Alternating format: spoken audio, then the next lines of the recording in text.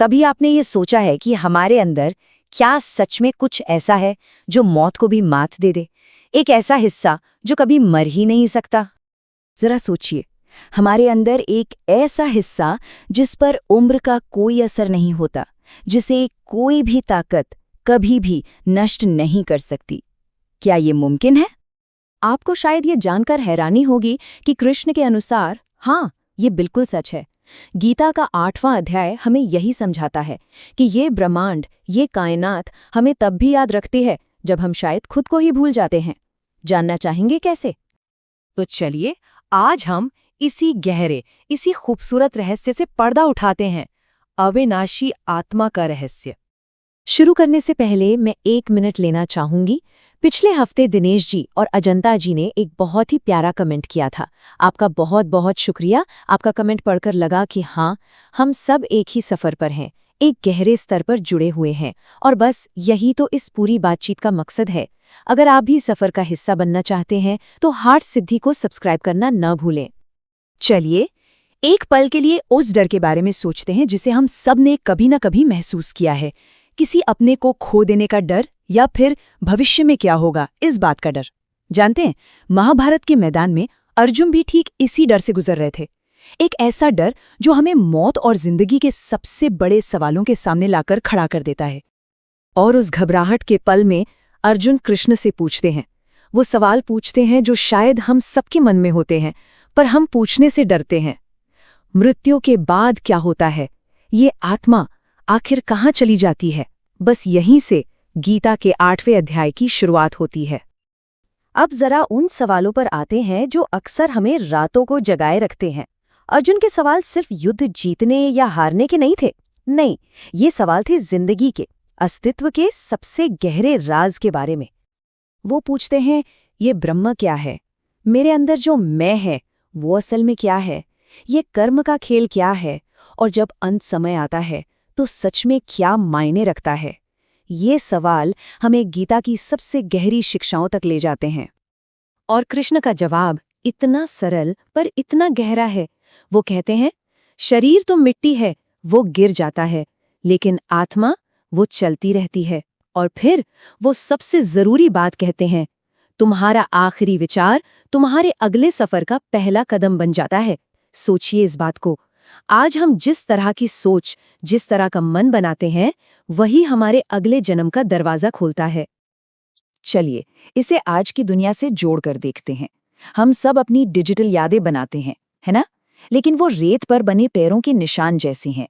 समंदर की एक लहर आती है और सब मिट जाता है। पर हमारी एक कॉस्मिक याद भी है, जो आसमान के तारों की तरह है, हमेशा के लिए, कभी न मिटने वाली। आप खुद ही सोचिए, हम अपने फ़ोन में क्या-क्या सहेज कर रखते हैं। हमारी जॉब का टाइटल, हमारी गलतियाँ, हमारी छोटी बड़ी जीत, हमारी हार, हमारी सोशल मीडिया प्रोफाइल। ये पूरी की पूरी एक डिजिटल कहानी है। लेकिन ब्रह्मांड इन सब चीज़ों को याद नहीं रखता। उसे आपके जॉब टाइटल से, आपकी गलतियों से कोई मतलब नहीं। वो सिर्फ एक चीज़ याद रखता है, आपका असली स्वरूप, आपकी ऊर्जा, आपकी सच्चाई, वो हिस्सा जो कभी नहीं मरता। इसीलिए अध्याय 8 अंत के बारे में नहीं है, ये अनंत यात्रा के बारे में है। और अब उस रहस्य पर आते हैं जो कभी खत्म नहीं होता। कृष्ण अब एक बहुत बड़ा राज खोलने वाले हैं, अक्षर का रहस्य। ये गीता के सबसे बड़े रहस्यों में से एक है। एक ऐसा सच जो हमारे जीने के मायने बदल सकता है। कृष्ण कहते हैं, एक तत्व ऐसा है जो कभी नहीं बदलता। उसका तेज इतना है कि सूरज और चांद भी उससे रोशनी लेते हैं। वही आदि है, मध्य है और अंत भी वही है। इसी को अक्षर कहते हैं, यानी अविनाशी। सच तो ये है कि हमारे अंदर, हम सबके अंदर एक ऐसा हिस्सा है जिसे ये कायनात, ये ब्रह्मांड मिटाने से इनकार कर देता है। तो इसका हमारी रोज की जिंदगी के लिए क्या मतलब है? इसे ऐसे समझिए, जैसे जिंदगी एक मैराथन है और हमारा हर कदम, हर सांस हमें उस आखिरी पल के लिए तैयार कर रही है जब हम फिनिश लाइन को पार करेंगे। कृष्ण समझाते हैं, तुम्हारे अंतिम क्षण में तुम्हारा मन जिस भी चीज को याद करता है, तुम उसी में विलीन हो जाते हो। देखिए, ये बात डराने के लिए नहीं है, बिल्कुल नहीं। ये हमें जगाने के लिए है कि हम हर पल को पूरी चेतना के साथ जिएं, क्योंकि हर पल उस सबसे जरूरी पल की तैयारी है। और जानते हैं, अंक ज्योतिष में भी नंबर 8 को कर्म और निरंतरता से जोड़ा जाता है। ये जीवन, मृत्यु और फिर से जीवन के चक्र को दिखाता है। यह हमें सिखाता है कि कुछ भी खत्म नहीं होता, बस उसका रूप बदल जाता है। देखिए, ये अध्याय और ये नंबर दोनों एक ही संदेश दे रहे हैं। तो जब अर्जुन इन सब सवालों के बोझ से दब जाते हैं, तो कृष्ण उन्हें सबसे सरल और सबसे खूबसूरत रास्ता दिखाते हैं।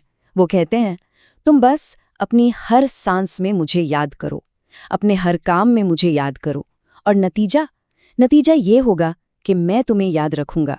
ये इस अध्याय का सबसे खूबसूरत वादा है, वो भरोसा जिसकी तलाश हम सबको होती है। और अगर कभी डर लगे या मन भटके और आप अपनी उस सच्ची आत्मा से जुड़ना चाहें, तो एक बहुत शक्तिशाली मंत्र है जो मदद कर सकता है। ओम श्री राम जय जय राम।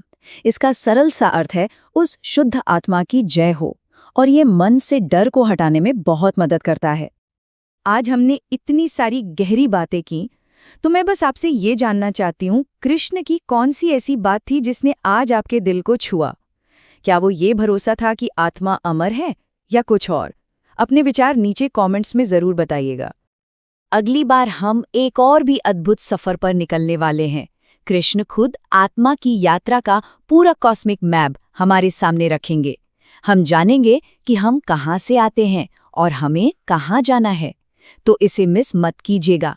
मिलने का वादा रहा। धन्यवाद।